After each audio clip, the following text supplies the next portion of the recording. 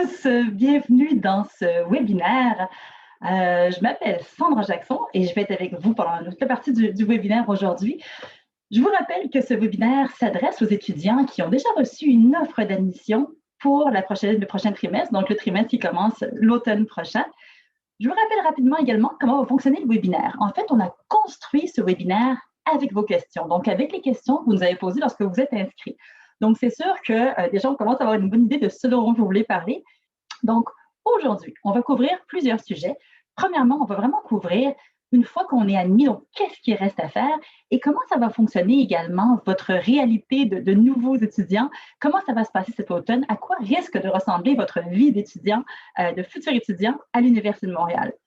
Bien sûr, le sujet d'après, on va vraiment parler également des démarches d'immigration. On sait que c'est un sujet qui touche énormément d'étudiants, donc beaucoup de questions par rapport à ça. Et on aura justement à ce moment-là notre spécialiste du Bureau des étudiants internationaux pour venir un petit peu nous aiguiller sur ces sujets-là.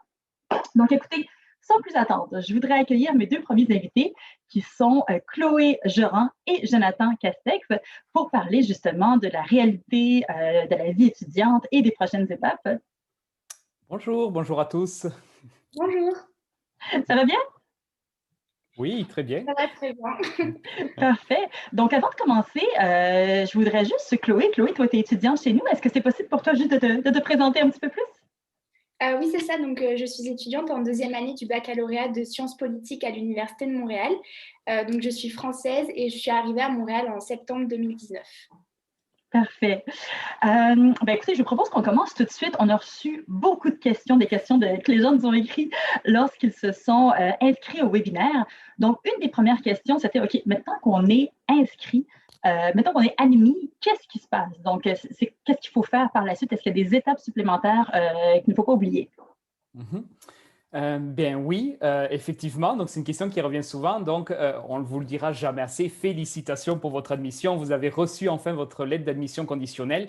Donc, les prochaines étapes, donc, il y a d'abord l'immigration. Avec votre lettre d'admission conditionnelle, vous pouvez entamer les démarches, mais je laisserai ma collègue Aude du BUI vous en parler beaucoup mieux que moi après. Mais du point de vue de l'admission, c'est vraiment important. Généralement, les étudiants internationaux sont admis évidemment sous condition de réussir donc leur diplôme de fin d'études préuniversitaires, que ce soit le lycée ou les autres systèmes scolaires. Donc vraiment, c'est important de nous fournir le relevé final du baccalauréat français, par exemple, ou de votre diplôme, pour que nous puissions vérifier que vous avez satisfait à toutes les conditions d'admission et que vous puissiez par la suite vous inscrire et commencer pleinement votre session avec nous. Parfait. Je vois également qu'il y a plein de questions, donc Garance, Lise, sur le choix de cours. Donc, comment est-ce qu'on fait son choix de cours pour justement débuter ses études chez nous? Je vais y aller. D'accord. Jonathan pourra revenir avec des précisions davantage techniques. Souvent, moi, mon conseil principal, ce serait de suivre le cheminement type de votre baccalauréat qui est transmis très facilement par votre TGDE et qui est également disponible sur le site de l'Université de Montréal. Souvent, la première année, il va y avoir des cours obligatoires à valider, donc ils vont apparaître assez facilement via le centre étudiant qui est la plateforme où on doit s'inscrire à nos cours. Et sinon, après, toujours suivre le cheminement type pour les années suivantes et quand il y a des choix de cours un petit peu plus particuliers, n'hésitez pas à vous adresser à vos professeurs, au TGDE qui sont vraiment toujours là pour vous aider et qui font régulièrement des webinaires, des conférences à ce sujet également. Ben, c'est parfait, Chloé, je pense que tu as très bien répondu. Et vous allez le voir, vous construisez un petit peu votre diplôme avec, tu l'as précisé, les cours obligatoires et à option. On privilégie toujours les cours obligatoires en première année, mais vous allez vraiment, en fonction de la spécialisation que vous voulez avoir dans votre diplôme au fil des années, pouvoir choisir les cours comme ça, donc comme tu l'as très bien résumé. On est conscient que c'est vraiment quelque chose qui peut être un petit peu déstabilisant pour les étudiants internationaux parce que souvent, dans les autres systèmes scolaires, ça ne fonctionne pas comme ça. Donc, deux petites choses à se rappeler. C'est sûr que votre choix de cours, vous aurez le droit de le faire normalement une fois que vous êtes admis de manière définitive. Donc, par exemple, si vous êtes présentement au lycée, c'est vraiment une fois que vous aurez remis vos résultats finaux de lycée et que vous serez admis de manière définitive, c'est vraiment à ce moment-là que vous pourrez faire votre fameux choix de cours. Juste un petit mot également, si parmi vous, il y en a qui nous écoutent et qui sont admis à des cycles supérieurs, donc par exemple, si vous êtes admis à une maîtrise ou à un doctorat, bien, sachez que le fonctionnement est un petit peu différent. Dans ce cas-là, c'est vraiment une personne du département qui va vous aider ou qui va faire pour vous l'inscription au cours. Par contre, comme disait Chloé, pour tous les autres, c'est vraiment vous-même qui allez dans votre centre étudiant pour faire votre choix de cours. Les questions rentrent à une vitesse, c'est vraiment impressionnant. Donc, merci beaucoup pour votre participation. Et là, je vois qu'il y a beaucoup de questions également, bien sûr, liées à la COVID. Donc, concrètement, comment ça va se passer quand les jeunes vont arriver sur le campus en septembre? À quoi est-ce qu'ils peuvent s'attendre en termes de modalités de cours? La session ou le trimestre risque de ressembler un petit peu à quoi? C'est sûr, déjà, nous vivons actuellement une session avec la COVID, etc. Ça fait même un petit moment. Donc, on a assuré une transition vers le numérique. On est prêt à soutenir nos étudiants. Donc, on va retrouver essentiellement les 4 modes d'enseignement qu'on avait déjà pour l'autre session. Et en fait, quand vous allez pouvoir, au moment où vous pourrez choisir vos choix de cours, vous allez avoir un petit icône qui vous indique quel format est privilégié pour ce cours. Par contre, la bonne nouvelle, c'est que le présentiel fera un retour marqué pour la prochaine session. Évidemment, encore une fois, selon l'évolution de la situation et puis le respect des consignes sanitaires, etc., pour toute notre communauté. Mais vraiment, on veut remettre le présentiel de l'avant. Donc, c'est possible que vous ayez peut-être des cours ou des examens à faire en présentiel. Donc, il faudra regarder ça quand vous ferez votre choix de cours. Et évidemment, il y aura toutes les questions, encore une fois, je le dis, d'immigration, etc., que Aude pourra mentionner. Mais on a hâte de vous retrouver et on espère, on voit une petite lueur d'espoir qui apparaît avec les mois qui passent. Donc, on espère vraiment vous retrouver en septembre sur le campus. Parfait. Je vois qu'il y a beaucoup de questions qui portent également sur l'immigration. Donc, je vous rassure, il y a toute une section du webinaire qui va porter justement sur les démarches d'immigration. Donc, on y arrive aussi. Par contre, je vois qu'il y a des questions également sur l'arrivée à Montréal. Donc, quand est-ce que ça débute, les cours? Quand est-ce que ce serait le meilleur moment pour arriver à Montréal? Et qu'est-ce qu'on doit faire quand on arrive à Montréal? Je vais peut-être parler de ma propre expérience. Moi, je vais vraiment prendre les dates que je me suis fixées pour ma première arrivée à Montréal en 2019. Les cours ont commencé le 4 septembre, si je me souviens bien, et je suis arrivée le 20 août. Et alors maintenant, il faut prendre en considération qu'il y a une quarantaine qui, pour le moment, est encore d'actualité, qui sera sûrement, on ne sait pas trop, obligatoire en août. Donc, il faut aussi la prendre en compte dans la date d'arrivée. Mais j'étais arrivée le 20 août et j'ai fait un planning très serré et très chargé sur 3 jours pour faire tout ce que j'avais à faire avant la semaine d'accueil. Que ce soit aller ouvrir un compte en banque, le forfait téléphonique, également venir récupérer ma carte étudiante sur le campus de l'Université de Montréal, etc. Mais le BEI, qui est le Bureau des étudiants internationaux, nous aide beaucoup. Et je me rappelle avoir récupéré une petite checklist avec tout ce que je devais faire en arrivant, qui m'a bien aidée durant mes premiers jours. Mais vraiment, les ressources de l'UDEM sont assez multiples à ces sujets et on peut trouver toutes les informations pour ne pas être seul dans chacune de ces démarches. Mais Chloé, si je comprends bien ton conseil, toi tu disais 20 août, c'était un peu juste. Ça se fait, mais c'était à refaire, tu prendrais un peu plus de temps? Peut-être que oui. Moi, j'ai eu la chance d'arriver accompagnée par mon papa qui est resté 3 jours avec moi. Et c'est vrai qu'en amont, j'avais travaillé vraiment un planning très serré qu'on a réussi à tenir. Ce n'est pas le cas de tout le monde. J'ai des colocataires qui, elles, ont un peu débordé sur la semaine d'accueil, etc. Alors après, je pense que si on veut se fixer une arrivée plus courte, le temps de préparation en amont est plus intense. Dans le sens où le compte en banque, je l'avais déjà ouvert depuis la France. Donc au final, le passage à la banque a été beaucoup plus court que si je devais faire toutes les démarches pour l'ouvrir dès que j'étais à Montréal. Donc je pense que plus on prépare avant, plus ça passera vite une fois qu'on sera sur Montréal, et également plein d'autres petits aspects, si votre appartement est meublé, ce genre de choses qui peuvent prendre plus de temps. Parfait. Justement, tu parles du logement, on va y arriver, mais juste avant, Jonathan, est-ce que c'est possible de nous faire un petit topo également sur, quand on arrive à Montréal, Chloé l'a mentionné, il y a la fameuse semaine d'accueil qui est organisée par les services aux étudiants. Est-ce que c'est possible pour toi de nous dire pourquoi il ne faut pas rater cette semaine-là? Absolument, sans rentrer évidemment dans les détails pour vous laisser la surprise, mais on organise chaque année, l'Université de Montréal organise une semaine d'accueil pour vraiment accueillir tous nos étudiants d'ici et de l'international, bien évidemment. Donc, c'est vraiment une semaine où il y a de nombreuses activités qui sont offertes, mais également des ateliers pour justement, tu as parlé, Chloé, ouvrir un compte en banque ou comment fonctionnent les assurances ou même le système scolaire un petit peu. Je vois beaucoup de questions qui passent, on pourra peut-être y revenir sur je vois les crédits, etc. Mais tout ça vous est vraiment expliqué durant cette première session d'accueil. Et puis, c'est là que vous découvrez évidemment également tout ce que l'université a à offrir à ses étudiants en termes de services, d'expériences, etc. Donc, c'est une semaine à ne pas rater, bien évidemment, mais vous recevrez évidemment de l'information un peu plus tard par les SAE, les services aux étudiants qui seront vraiment là pour vous guider à travers votre expérience chez nous. Super. Bon, ça répond, j'espère, à la question de Anna, justement, qui nous questionner sur ce sujet. On en a parlé un petit peu tout à l'heure, justement, du logement. Donc, c'est une question qui revient, on le voit passer. C'est une inquiétude, on le comprend également. Dans certains pays, c'est un peu plus dur parfois de se trouver un logement. Donc, on comprend que c'est un sujet d'inquiétude pour certains étudiants. Chloé, est-ce que tu veux nous en parler un petit peu, justement, de comment ça s'est passé pour toi, toutes les histoires de logement? Bien sûr, dans un premier temps, je dirais que c'est normal d'être inquiet à ce sujet, mais il ne faut pas l'être trop longtemps parce que l'offre en matière d'habitation à Montréal est quand même assez incroyable si on compare à une ville comme Paris. C'est moins cher, il y a plus de choix. Moi, pour restreindre vraiment mes recherches vis-à-vis de l'Université de Montréal, je me suis rendue sur la banque de logement hors campus pour trouver une colocation. Alors, c'est une maison colocation un petit peu entre guillemets résidence parce qu'on peut fermer les portes de nos chambres à clé, etc. Enfin, plein de petits détails qui sont vraiment à la discrétion de chacun.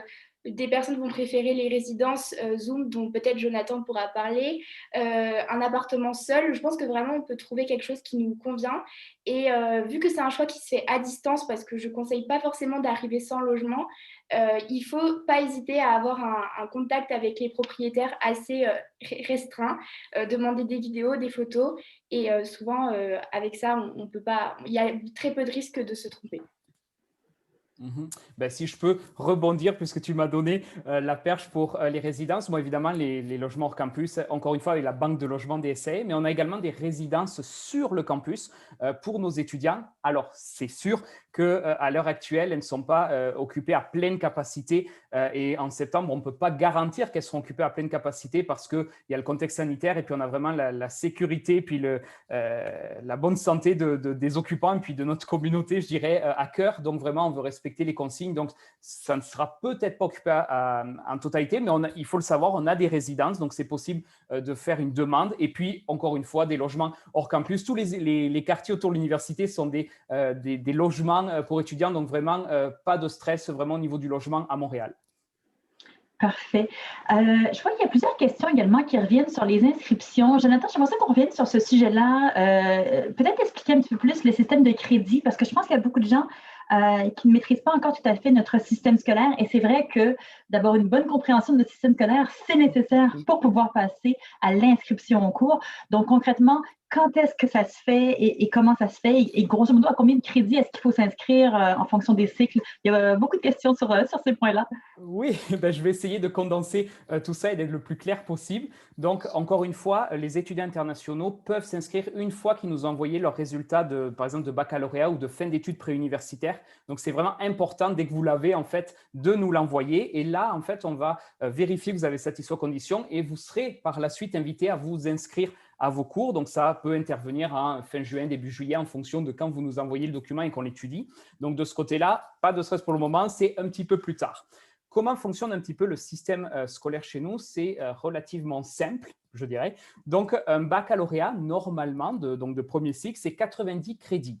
Un cours, généralement, encore une fois, c'est 3 crédits. Pour être étudiant donc à temps plein, pour respecter votre on va dire, permis d'études, vous devez être à temps plein, donc entre 12 et 15 crédits. Donc, ce qui fait entre 4 et 5 cours par session. Vous multipliez ça par une année, donc 15 crédits la première session, 15 crédits la deuxième, une année, 30 crédits, multiplié par 3 ans, vous avez vos 90 crédits. Donc, c'est vraiment un jeu, chaque cours est environ 3 crédits, et puis quand vous les sélectionnez, le compteur en fait, de crédits s'ajoute pour que vous obteniez vos 90. Il y a quelques baccalauréats où c'est un petit peu plus, comme 120 crédits, etc. Mais je veux dire, là, on parle dans la majorité des cas, c'est vraiment ça. Donc, sortez la calculatrice et puis regardez un petit peu. Mais vous allez voir, quand vous allez sélectionner vos cours au fur et à mesure, vous allez voir, ça va se démystifier. Puis, vous allez vraiment apprécier, choisir les cours qui vous intéressent. Parfait. En ce qui concerne également la vie étudiante, Chloé, est-ce que c'est possible pour toi de me faire un petit portrait de concrètement à quoi ça ressemble la vie d'une étudiante, la vie à Montréal, le petit boulot souvent qu'on peut avoir, et à l'université concrètement, comment ça peut se passer également? C'est une vie qui est très riche, très diversifiée, avec beaucoup d'opportunités, que ça en vient même des fois difficile de tout faire. Et même hors Covid, au final, je pense. Je pense notamment à l'infrastructure principale du campus où les étudiants vont beaucoup, qui est le CEPSUM, qui est le centre sportif où on peut aller à la piscine, on peut aller à la salle de sport, on peut faire tous les sports qui existent, je pense. Donc, c'est des infrastructures comme ça qui sont à notre disposition, qui rendent notre vie très diversifiée et qui montrent aussi que l'Université de Montréal fait attention à notre santé mentale, à tout ce qu'on peut faire à côté de nos études. Il y a également une vie associative qui est très riche. Il y a des associations pour tous les centres d'intérêt du monde. Et ça, c'est vraiment un conseil, c'est allez-y, parce que souvent, en tant que Français, au début, on va avoir tendance à rester un petit peu avec des Français. Et l'engagement, c'est vraiment ce qui nous permet de rencontrer des personnes qui viennent du monde entier, de beaucoup apprendre. Et sinon, la vie à Montréal, dans sa globalité, c'est à peu près la même chose. C'est aussi beaucoup d'opportunités parce qu'on peut apprendre l'anglais et le français, même s'il est toujours là, mais on peut beaucoup progresser en anglais. Et puis Montréal, c'est une ville dans laquelle il y a plein de villes. Je dis souvent que c'est plein de villes dans une même ville parce qu'il y a plein de paysages différents, des quartiers qui sont très diversifiés également. Donc vraiment, vous allez pas vous ennuyer. Et pareil, n'hésitez pas à vous raccrocher un petit peu aux articles qui peuvent être postés sur le site de l'Université de Montréal par des étudiants qui donnent souvent leur classement des meilleures activités sur Montréal. Parfait. Au niveau du petit boulot, est-ce que tu as un conseil ou des expériences? Parce que je rappelle que c'est vrai que pour ceux qui viennent de l'étranger, il faut garder en tête que c'est vrai qu'en Amérique du Nord, ça partit un petit peu de la norme de travailler lorsqu'on est étudiant. Donc, c'est quelque chose qui est tout à fait possible et crédible. Il faut juste faire un petit peu attention, spécialement au début, lorsque vous ne connaissez pas notre système scolaire, pour bien doser, pour bien balancer votre horaire. Toi, Chloé, est-ce que tu as un conseil ou une… Moi, le premier semestre, j'ai fait le choix de ne pas avoir de petit boulot étudiant parce que pour toutes les raisons qui viennent d'être exposées, je voulais vraiment me concentrer sur mes cours, apprivoiser le système canadien, aussi découvrir toutes les nouvelles personnes qui m'entouraient et la ville qui m'entourait. Mais dès le mois de janvier, j'ai trouvé un petit boulot étudiant assez facilement. Je pense qu'il m'a fallu une semaine de recherche et c'était un job de prof de danse. Donc, c'est quelque chose qui sort vraiment de mon quotidien d'études en sciences politiques. Et c'est pour ça que ça reste une opportunité d'avoir un job étudiant au-delà du petit salaire que ça peut engendrer. C'est vraiment, encore une fois, des nouvelles rencontres. Ça peut être en anglais, donc nous faire progresser notre anglais. Et après, il y a également des jobs étudiants qui sont disponibles sur le campus de l'Université de Montréal. C'est pour ça qu'en septembre, j'ai commencé à travailler avec l'Université de Montréal. Donc vraiment, il y a un choix très diversifié et c'est pas forcément compliqué de trouver un job étudiant. OK. Et dis-moi, comment est-ce que ça s'est passé pour toi d'apprivoiser, si je peux dire, notre système scolaire, vu que c'était quand même un système scolaire qui est assez différent de celui de la France? Comment ça s'est passé? Ça s'est très bien passé, même plus facilement que ce que je n'aurais pu l'imaginer, parce qu'il y a quand même quelques différences, que ce soit le système des crédits qu'évoquait Jonathan, et également le système de notation qui change de celui qu'on connaît en France. Mais finalement, voilà, le premier semestre m'a suffi parce que mes professeurs étaient vraiment très ouverts à mes questions. La semaine d'accueil m'a énormément aidée. C'est vrai que la semaine d'accueil, j'y ai passé quand même des longues journées, pas seulement dans les activités, mais aussi dans les conférences qui expliquaient la gestion du stress, comment les notes, comment prendre des notes en cours, bien réussir ses lectures, etc. Donc vraiment, mon conseil, ce serait se raccrocher à tous ces services. Il y a également le César, alors je n'ai pas les lettres de l'acronyme, mais qui aide beaucoup dans la poursuite de nos études. Donc vraiment, ça se fait assez facilement. Et vu qu'on est aussi avec plein d'autres Français qui vivent la même chose que nous, on s'aide un peu à comprendre et au final, après, on se détache plus du système québécois. OK. Et dis-moi, Chloé, toi, tu as eu la chance de faire un échange aussi, hein? C'est ça. C'est pour ça que je disais que même pendant mon échange, j'avais du mal à me remettre sur le système français, parce que mon échange était à Sciences Po Paris, et je réfléchissais encore en crédit, alors que c'est pas ce qui se fait ici. Donc, D'accord. Parfait. Jonathan, j'aimerais que tu nous reparles un petit peu plus des résidences parce qu'il y a vraiment beaucoup de questions qui reviennent sur le logement. Encore une fois, on est conscient que c'est une source de stress potentiel. Donc, on a parlé un petit peu tout à l'heure justement de la colocation et tout ça, mais il y a beaucoup de gens justement qui font des demandes pour avoir une chambre en résidence. Qu'est-ce qui se passe si ça ne fonctionne pas et tout ça? Est-ce que tu peux nous faire un petit topo là-dessus? Mhm. Oui, donc tout à fait. Donc, comme je le rappelle pour ceux qui peut-être arrivent en cours de route, donc effectivement, nous avons des résidences sur le campus. On a un très vaste campus, mais les résidences sont à la sortie carrément d'une station de métro parmi les trois qui sont proches de notre campus. Donc vraiment, elles sont au cœur de notre université. Mais évidemment, donc généralement, elles ouvrent donc les demandes pour les chambres ouvrent le 1er mars pour tout le monde. Donc les gens peuvent demander une chambre, mais comme je le disais précédemment, c'est sûr que de cette session actuellement, les résidences ne sont pas à pleine capacité pour évidemment pouvoir s'assurer de la sécurité et puis de respecter la distanciation sociale, les conditions sanitaires, etc. Des résidents. Donc, vous pouvez toujours faire une demande, évidemment. Il y aura quand même des résidents l'année prochaine, mais évidemment, un peu moins que les autres années. Mais encore une fois, vraiment, ne vous inquiétez pas. Si jamais vous n'avez pas obtenu de place en résidence, vous pouvez toujours chercher par vous-même et même grâce au logement hors campus des SAE, les services aux étudiants au pluriel. Vous pouvez toujours regarder les logements autour, les colocations. Chloé l'a très bien fait, très bien vécu. Donc, je veux dire, le fait de ne pas avoir de résidence ne veut pas dire que vous n'aurez pas de logement en arrivant à Montréal. Parfait. Du coup, je veux juste répondre également sur une question de Karen qui nous pose c'est quoi le meilleur site de logement individuel à un prix abordable? Quand même, juste rappeler que c'est sûr que si vous voulez un logement individuel, là, ça va être quand même au niveau du tarif plus conséquent. Le meilleur rapport qualité-prix, c'est vraiment soit les résidences de l'université ou de partir en colocation dans un système soit organisé ou soit vous organisez vous-même avec des colocs.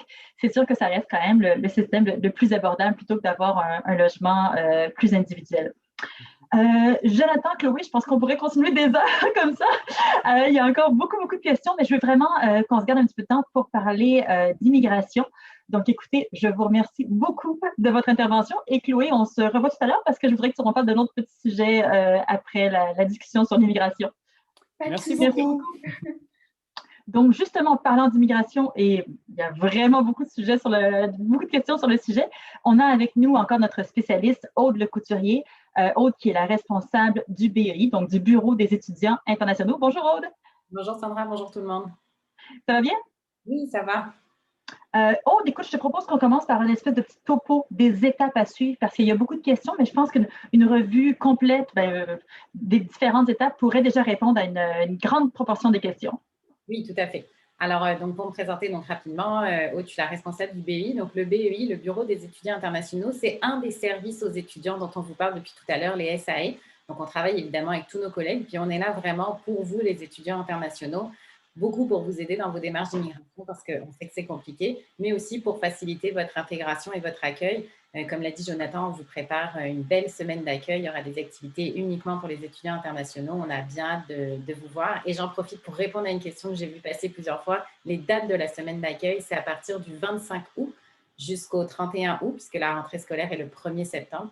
Alors, comme le disait Chloé, si vous voulez arriver un peu en avance et en incluant votre quarantaine, la semaine d'accueil commencera le 25 août. L'immigration, pour parler de la question qui nous passionne. Alors, évidemment, là, je fais un résumé puisqu'on a des séances toutes les 2 semaines en alternance avec ces séances-là où on passe en détail toutes les procédures d'immigration. Mais pour résumer vraiment globalement, si vous avez été admis ou admise dans un programme d'études de plus de 6 mois, vous allez avoir besoin pour venir étudier au Québec avec nous d'un CAQ et d'un permis d'études. Le CAQ, c'est le certificat d'acceptation du Québec. C'est un document qui se demande auprès du MIFI, le ministère de l'Immigration du Québec. Quand vous avez obtenu votre CAQ, vous pouvez ensuite demander votre permis d'études, cette fois au gouvernement fédéral. Avant même de pouvoir commencer votre démarche de CAQ, ce qu'il vous faut absolument, c'est un passeport valide et un avis d'admission, évidemment. Si jamais certains d'entre vous attendent encore leur avis d'admission, là, je ne sais pas, il faut l'attendre. Vous ne pourrez pas lancer votre démarche. Aude, j'en profite juste pour spécifier un petit point que souvent ça pose des questions aux gens. L'avis d'admission conditionnel fonctionne bien sûr pour démarrer les démarches. Il ne faut surtout pas attendre d'avoir le vrai document qui arrive seulement à la fin des résultats scolaires, à la fin de l'année. Donc, si vous avez une admission conditionnelle, il n'y a pas de souci. Tout à fait. C'est même c'est prévu dans la loi, il n'y a aucun problème. Ils savent très bien, tous les étudiants internationaux sont admis avec des conditions quasiment. Et que c'est prévu, il y a zéro problème. Dès que vous avez votre admission, lancez votre démarche de CAQ. Pour le détail de la demande de CAQ, les capacités financières, etc., j'en parlerai pas aujourd'hui. Venez à la séance de jeudi prochain. On passe ça très en détail. On se donne des exemples, etc. Fait qu'après ça, vous serez vraiment prêts. Ce qui est important donc à savoir, CAQ, passeport, absolument, avis d'admission. Quand vous arrivez au niveau du permis d'études, là aussi, il faut toujours votre passeport et votre avis d'admission. Dans le cadre de la demande de permis d'études, vous allez avoir d'autres étapes qui vont se rajouter à l'intérieur, en plus de juste les formulaires et les preuves. Vous allez devoir, par exemple, donner vos données biométriques. Fait que ça, c'est les empreintes digitales et une photo d'identité. Et je le précise, si vous avez un passeport biométrique, ça ne change rien. Le gouvernement canadien veut prendre vos données et veut les avoir dans sa base à lui. Donc, vous allez devoir fournir vos données biométriques dans les bureaux des visas à l'étranger. Certains d'entre vous, puis j'ai vu passer la question, pourraient avoir à faire en plus un examen médical éventuellement. C'est quand même assez rare, ça dépend de votre pays d'origine. Et éventuellement, de demander un visa en plus de votre permis d'études. Quand c'est le cas, quand vous avez un visa à demander en plus de votre permis d'études, pas d'inquiétude, ça se fait en même temps que la demande de permis d'études. C'est juste des frais supplémentaires, mais vous allez le faire en commun. J'ai vu quelqu'un qui demandait est-ce qu'en tant que Française, j'avais besoin d'un visa? Non. La France n'est pas un pays qui nécessite un visa pour pouvoir venir au Canada. Pour les personnes qui viennent d'Europe, par exemple, vous n'aurez pas besoin de visa, vous aurez besoin d'un AVE, une autorisation de voyage électronique qui est comme un mini-visa et qui est produit en même temps que votre permis d'études. C'est entré dans le système, fait que vous n'avez pas de démarche supplémentaire à faire pour l'obtenir, à moins que vous changez de passeport au milieu. Fait que ça, c'est pas mal les étapes importantes de la demande de permis d'études. Vous allez passer par tout ce process-là. Et à la fin, vous obtiendrez votre lettre d'introduction. C'est la lettre qui dit, ça y est, votre demande est terminée. Vous pouvez venir à la frontière chercher votre permis d'études. Et c'est avec ce document que vous pourrez entrer au Canada et venir nous rejoindre à l'automne. Parfait. J'en profite pour dire qu'on a des collègues qui travaillent avec nous dans l'ombre, que vous ne voyez pas, mais qui vous envoient des adresses électroniques dans le chat. Donc, si jamais vous ne l'avez pas encore remarqué, n'hésitez pas à aller voir. Dès qu'on parle d'un sujet, si jamais on a une ressource qu'on peut vous envoyer, on vous a envoyé le lien de la ressource en question. Aude, on ne peut pas parler d'immigration sans le mettre en relation avec le contexte actuel. Et là, il y a beaucoup de questions également par rapport à ça. Qu'est-ce que ça change le fait qu'on soit en pandémie avec la COVID au niveau des délais? Il y a parfois des bureaux à l'étranger qui sont fermés. Comment est-ce qu'on se débrouille dans tout ça? Oui, tout à fait. Alors là, je vous ai décrit évidemment la procédure idéale. En ce moment, c'est un peu plus compliqué, mais on est là pour vous accompagner. Alors évidemment, le premier problème éventuellement que vous pourriez rencontrer présentement, c'est au niveau des données biométriques. On sait que certains bureaux des visas sont fermés en ce moment à cause de la crise sanitaire. Le bureau de Paris, par exemple, a fermé il y a à peu près maintenant 3 semaines, je pense. On espère qu'il va ouvrir bientôt. Ça veut dire que si vous en êtes à l'étape de fournir vos données biométriques et que votre centre de collecte qui est dans les bureaux des visas est fermé, malheureusement, vous allez devoir attendre. Donc, ça rajoute des délais de traitement. Les bureaux aussi traitent plus lentement les demandes. Donc, le conseil qu'on peut vous donner en ce moment, c'est vraiment de ne pas tarder dans vos démarches. Dès que vous avez votre avis d'admission, préparez votre demande de CAQ rapidement. Perdez pas 3 semaines à chaque fois. On sait que parfois, les gens ont d'autres choses à faire, puis c'est bien normal. Mais là, c'est vraiment votre priorité, puisqu'ensuite, le CAQ, en ce moment, on est sur des délais de traitement qui tournent de ce que nous, on observe plutôt autour de 2 mois. Normalement, ça devrait être 20 jours. Ça va dépendre desquels vous aurez des amis qui l'auront plus vite, d'autres qui éventuellement l'auraient plus tard, mais comptez quand même un certain délai. On espère que ça rétrécit les délais progressivement. Au niveau du permis d'études, ça dépend complètement des bureaux des visas. Le bureau des visas de Paris, par exemple, traite à peu près en 2 mois en ce moment. Alors, si vous commencez maintenant, on est bon, là, on se dépêche, puis on sait que normalement, ça va diminuer. Ils nous ont informé qu'ils s'amélioraient de jour en jour. Il y a d'autres bureaux des visas où c'est plus compliqué.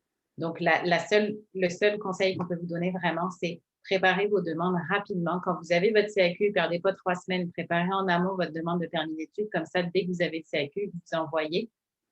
Les jours sont comptés, il faut vraiment pas perdre de temps. L'autre enjeu, évidemment, qu'on a en ce moment, en plus des délais, etc., c'est les règles à la frontière.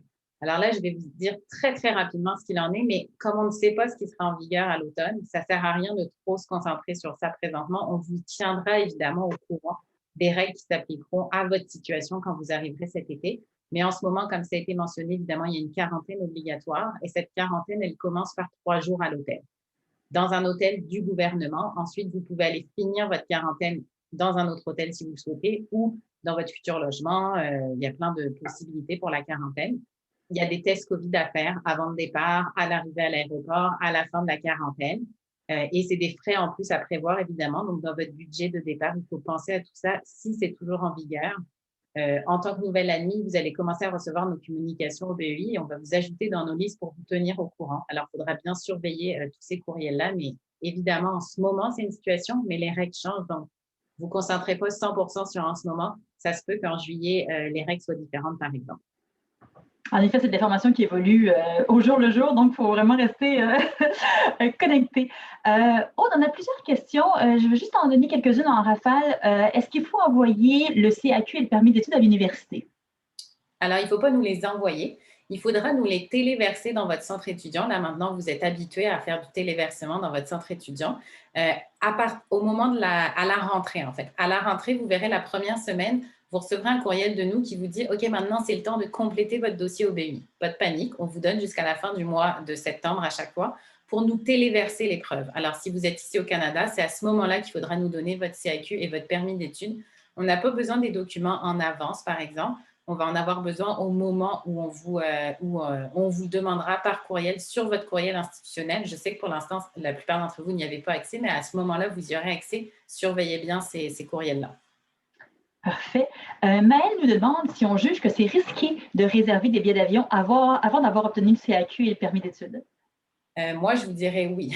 Ça dépend de votre marge de risque, mais oui, parce qu'on ne connaît pas les délais. Alors, éventuellement, sinon, l'option, c'est payer un peu plus cher puis prendre un billet qui est flottant, où vous pouvez changer les dates. C'est à vous de voir entre est-ce que si vous perdez le prix de votre billet d'avion fixe, est-ce que c'est moins cher qu'un billet flottant, par exemple, ou qu'un billet acheté un peu au dernier moment. C'est sûr que c'est compliqué. Je vous inviterai à attendre, ça c'est mon conseil, mais c'est vraiment à vous d'évaluer. Mais il y a un risque si vous le prenez maintenant que vous perdiez votre billet d'avion parce que vous ne pourrez pas voyager à la date que vous aviez envisagée. Je rebondis sur une autre question, Sandra, que j'avais vue en lien avec ça. Il y avait quelqu'un qui demandait, je pense que vous étiez plusieurs à demander quand est-ce qu'on arrive, à partir de quand on peut arriver. Alors, globalement, avec votre permis d'études qui serait valide pour l'automne, puisque votre programme commence à l'automne, vous êtes globalement autorisé à arriver dès le début du mois d'août, par exemple. Vous ne pourriez pas arriver au mois de mai, vous ne passeriez pas la frontière à ce moment-là, je préfère vous le dire. Mais si vous envisagez début août, ça fait beaucoup de sens. Les agents d'immigration comprendront pourquoi vous arrivez en avance, d'autant plus que vous aurez sûrement une quarantaine à faire. Alors, ça fait du sens d'arriver plusieurs semaines avant le début de la rentrée. OK, donc on peut prévoir large ou on peut prévoir un peu plus serré aussi. On a une question également d'une étudiante qui se demande est-ce que c'est possible de renouveler son passeport depuis le Canada s'il expire durant les études? À ce moment-là, est-ce qu'il faut refaire le permis d'études? Oui, c'est possible. En fait, ça, je vais vous dire, ça dépend de votre ambassade et de votre consulat ici. Puisque quand vous renouvelez votre passeport, là, évidemment, on parle de votre relation à vous avec votre pays. Il n'y a pas des consulats de tous les pays du monde ici. Si vous venez, par exemple, de France, il y a un consulat français à Montréal. Vous pouvez tout à fait renouveler votre passeport en restant à Montréal. Il y a certains pays de citoyenneté où je sais que nos étudiants sont obligés de retourner dans leur pays pour faire renouveler leur passeport. Alors, il faut prévoir cet enjeu-là. Et juste pour que vous sachiez, votre permis d'études ne pourra jamais dépasser votre date de validité du passeport. C'est-à-dire que même si vous venez pour un bac, par exemple, que vous avez obtenu votre CAQ pour un bac de 3 ans, pas de problème, et que vous faites votre demande de permis d'études et que votre passeport expire dans 1 an, votre permis d'études expirera à la date d'expiration de votre passeport. Alors oui, vous pourrez le renouveler, il y aura 0 problème. Hein, vous avez tout à fait le droit de renouveler un permis d'études. Ce sera juste qu'il faudra le prévoir à l'avance et payer les frais de renouvellement.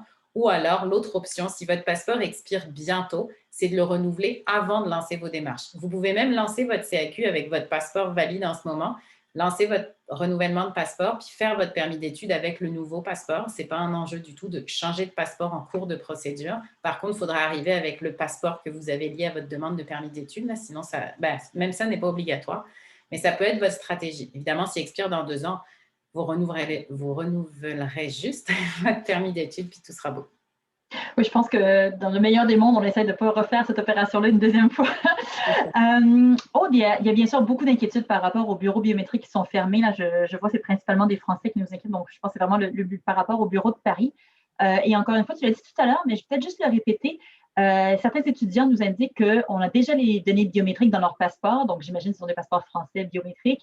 Est-ce que c'est quand même nécessaire de les prendre? Oui, bien sûr. Hein? Oui, en fait, les données biométriques de votre passeport, elles sont pour le gouvernement français. Là, c'est le gouvernement canadien qui les veut et il ne peut pas les extraire de votre passeport. Donc, vous êtes obligé d'aller les donner et c'est pour cette raison que si le bureau est fermé, malheureusement, la seule chose à faire, c'est d'attendre. Ils ont quand même, là, ils viennent de refermer en France, mais ils avaient rouvert avant. Fait qu'on a de bon espoir que si ça se stabilise un peu, ça réouvre prochainement. Mais malheureusement, sinon, la seule option, ça sera d'attendre et de faire bien attention. Et je le précise parce que justement, ça a été répété récemment par les autorités, de faire bien attention aux communications que vous allez recevoir de la part de IRCC, donc Immigration, Réfugiés, Citoyenneté Canada. Si on vous dit, par exemple, vous avez 30 jours pour faire vos données biométriques et que votre centre est fermé, c'est votre responsabilité d'écrire en réponse à Immigration Canada pour leur dire « Mon centre est fermé », même s'ils le savent, c'est pas grave, je sais que c'est stupide, mais c'est à vous, en tant que personne qui demandez, d'écrire pour dire « Mon centre de collecte est fermé, j'ai besoin d'un délai supplémentaire ». Il ne faut pas ignorer les communications et les délais qu'on vous donne. Si on vous donne un délai et qu'on vous demande de faire quelque chose, même si vous vous dites, ben là, ils le savent, la réalité, ça ne change rien. Il faut vous leur dire et leur demander pour ne pas perdre votre procédure et que le dossier ne soit pas fermé. Parfait. Donc, on mieux prévenir que guérir. Donc, on communique avec les autorités.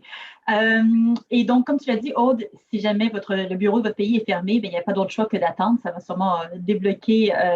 Il n'y a pas la possibilité d'aller le faire dans un autre pays ou à l'étranger. Il faut vraiment juste attendre dans ces cas-là. C'est bien ça? Oui, ça a été précisé à plusieurs reprises. Vous ne pouvez pas choisir votre bureau de collecte des données biométriques. Ils ne vous recevront pas, en fait. Ce que vous risquez, c'est de voyager pour rien dans un autre pays puis qu'ils refusent de prendre vos données. Il faut attendre que votre bureau réouvre, faire bien attention dès qu'il réouvre à prendre un rendez-vous. Les rendez-vous se remplissent très vite. Fait être attentif à ça, mais vous ne pouvez pas choisir un autre bureau. OK. Une petite question également de Sarah qui vient étudier pour un micro-programme, donc un programme de moins de 6 mois.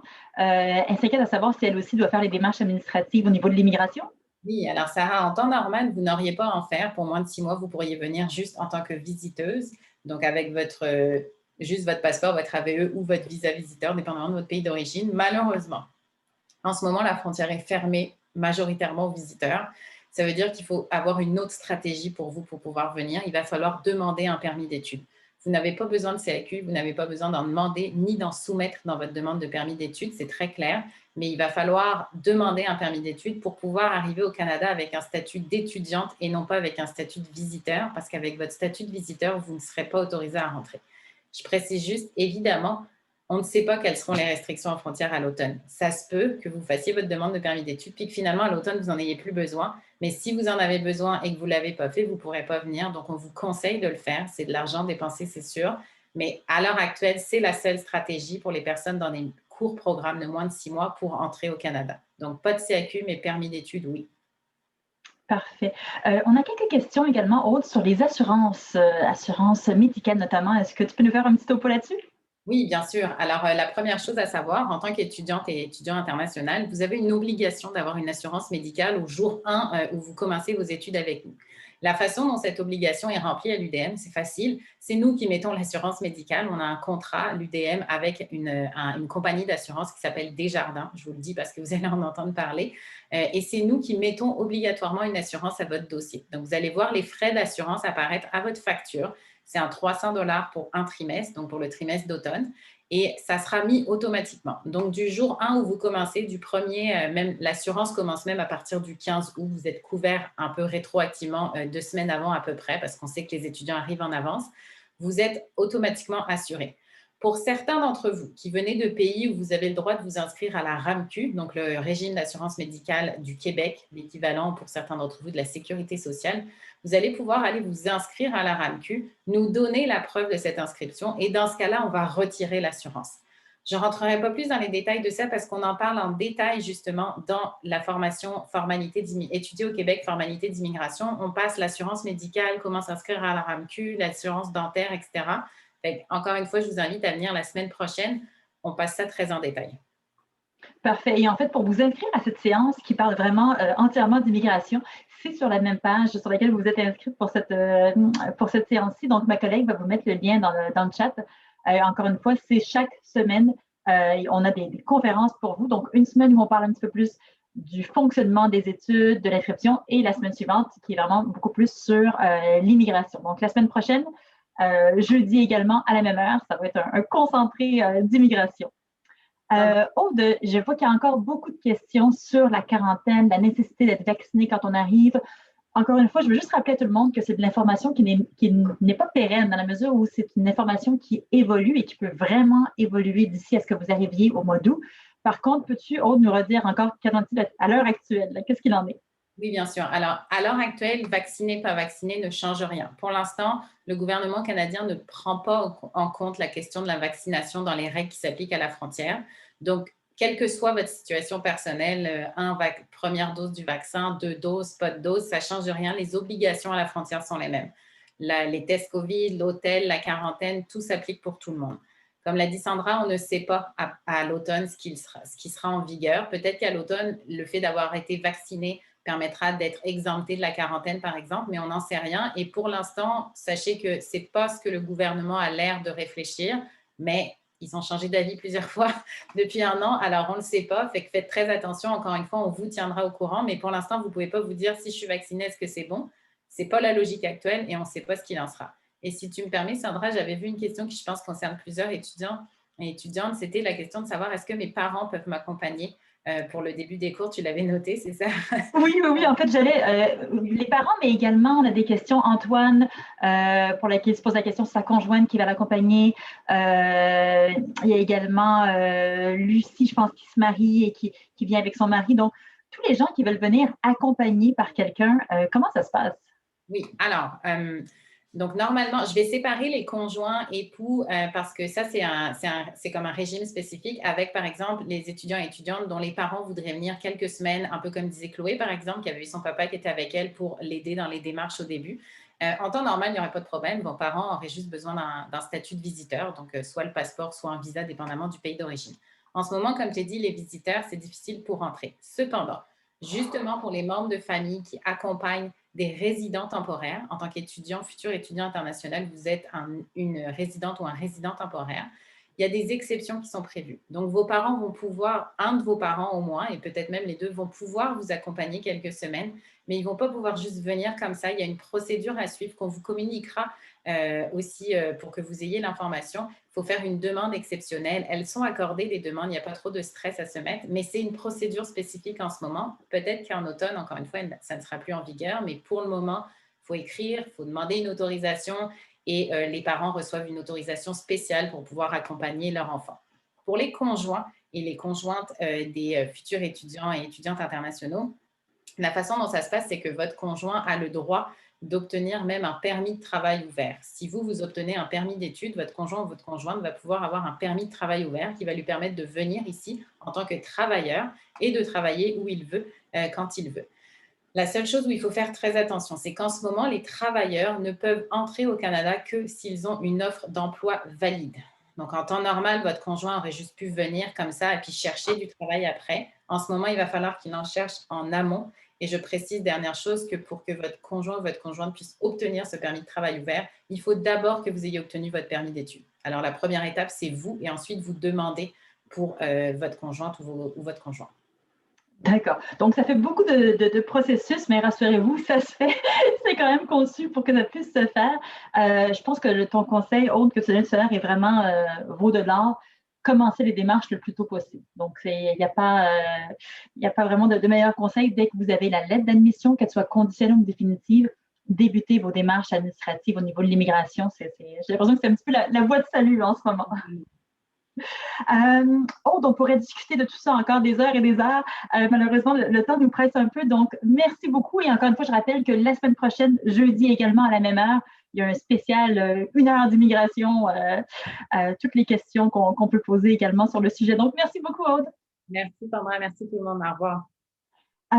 Tout ça, on est vraiment conscient que c'est un gros projet de venir étudier chez nous et des fois, c'est pas évident d'avoir une bonne idée de ce à quoi ça va réellement ressembler. C'est important pour nous d'avoir justement le point de vue des étudiants qu'on vous met de l'avant pour que vous ayez une meilleure image possible. Et du coup, je voudrais reparler à Chloé. Chloé, est-ce que c'est possible pour toi de revenir? Oui, bonjour. Vous avez créé, toi et plusieurs autres étudiants internationaux, un compte Instagram. Est-ce que c'est possible de nous en parler un petit peu? Oui, bien sûr. Alors peut-être que certains des futurs étudiants qui nous écoutent le connaissent déjà. Ce compte s'appelle Mon Réalisez-vous. C'est un compte sur lequel on partage notre vie étudiante à Montréal, bien sûr, mais pas seulement, aussi quelques petits conseils pour la vie d'étudiant dans sa globalité, sur la façon de travailler, sur la façon d'apprivoiser par exemple les cours en ligne. Et surtout, au-delà des contenus qu'on peut publier, on répond aux questions. Donc là, j'ai vu qu'il y avait énormément de questions qui avaient été posées. Donc n'hésitez pas aussi, même s'il y a des services comme le BUI qui sont vraiment là pour répondre précisément, n'hésitez pas à nous les poser. Peut-être qu'on vous réorientera vers justement les personnes qui peuvent répondre totalement à vos questions. Donc voilà, n'hésitez pas, je viens de voir que le nom a été mis dans le chat. Donc voilà.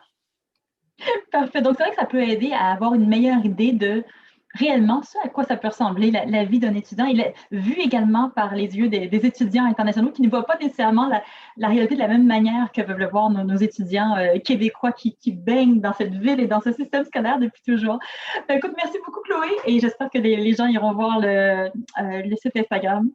Il y a également d'autres sources. Il y a UDM+1 également, qui est le groupe Facebook pour les étudiants internationaux. Donc, si vous avez des questions en tant que nouvel étudiant admis, en fait, c'est pour les étudiants internationaux, mais les étudiants locaux également. Donc, c'est vraiment pour l'ensemble des étudiants nouvellement admis. Donc, il y a beaucoup d'informations également qui circulent sur cette page Facebook.